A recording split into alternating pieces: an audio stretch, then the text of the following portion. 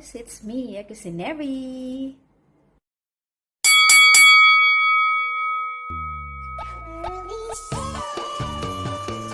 Hi guys! So for today's vlog, ipapakita natin yung pagpunta natin dito sa Doha Festival City para itry yung nagte-trending ngayon na Only Popcorn.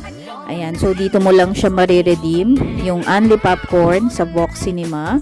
Ayan, for 30 reals. Ayan, so kahit gaano kalaki yung lalagyanan mo, ayan, kahit drum pa yan, basta only popcorn siya. So, nakita ko nga itong nag-trend sa TikTok, itong nagkaroon ng National Popcorn Day. Kaya naman sumugod kami. Ayan, sumugod, diba? So, etong araw na to is last day nung only popcorn. So, sinubukan namin kasi para malaman nga kung totoo yung only popcorn na yun. So, nagdala kami ng, ayan, nakita nyo yung aming lalagyanan. So, malaki yung bucket namin, 'di ba? So, parang nahihiya pa nga si Daddy. Sabi ko, hindi, yung iba nakikita ko sa TikTok, ang lalaki, drum pa nga 'di ba? So, ayan, on the way kami doon sa may Vox Cinema, sa dulo kasi 'yon. So, mabuti na lang may trolley doon sa parking para doon namin nilagay nga yung lalagyanan namin. So, tignan natin kung ano yung makikita natin dito sa may Vox Cinema, kung ano yung ganap dito.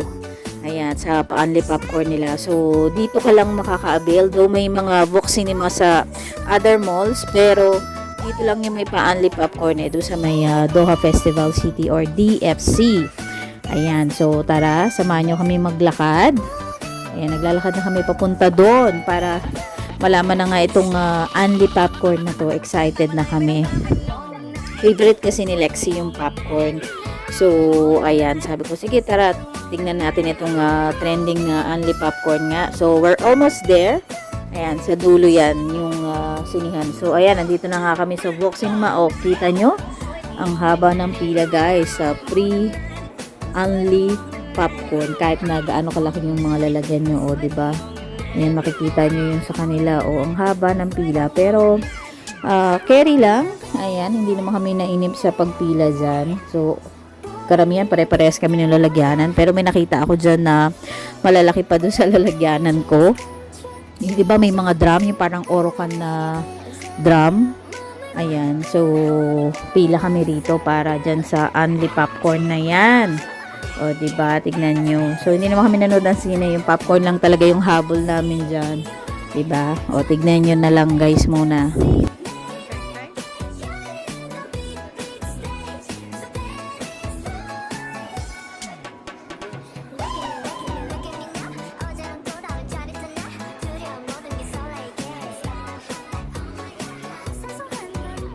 So, nakita nyo naman, ayan, non-stop yung paggawa nila ng popcorn dahil dinumuga ng mga tao yung Vox Cinema dito sa DFC para dito sa unlimited popcorn for worth 30 reals. Ayan, pabababain ko pa, ayan din na nga. Ayan, so, ayan, kita nyo, diba? Walang humpay sila, bising-busy si kabayan. Ayan, kaya salamat sa mga workers dyan. Ayan, talagang patiently nagsiserve sila sa mga customers nila. Ayan.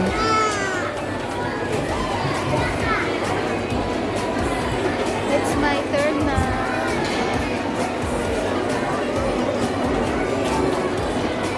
So, this is the moment of truth. Ayan, it's my turn na. At ayan, nilagay ko na nga yung aking bucket at lalagyan ng popcorn namin. O, diba? Kinuha ko sa bayan, tinanggal ko yung mga dami. Ayan na, yay! O, diba? Popcorn! Nakakatuwa lang. Hindi naman namin mauubos yan talaga. So, pagkadating sa bahay, nilagay ko siya sa ziplock. And then, pinamigay ko siya sa mga friends namin na malapit dito sa bahay. Saka yung mga bata na nandito sa villa. Ayan, so yung first layer is the plain one. And the second one is cheese. And then, nagtap si kabayan ng plain dyan, I think. So, ayun lang, nakaka-enjoy yung experience na yan. Diba? Yung iba, sinasabi nila, maubos mo ba yan? Hindi naman yun for fun lang naman and then for the experience. So, ang saya ng experience namin na ito. Kaya, thank you, Vox Cinema, para sa only popcorn.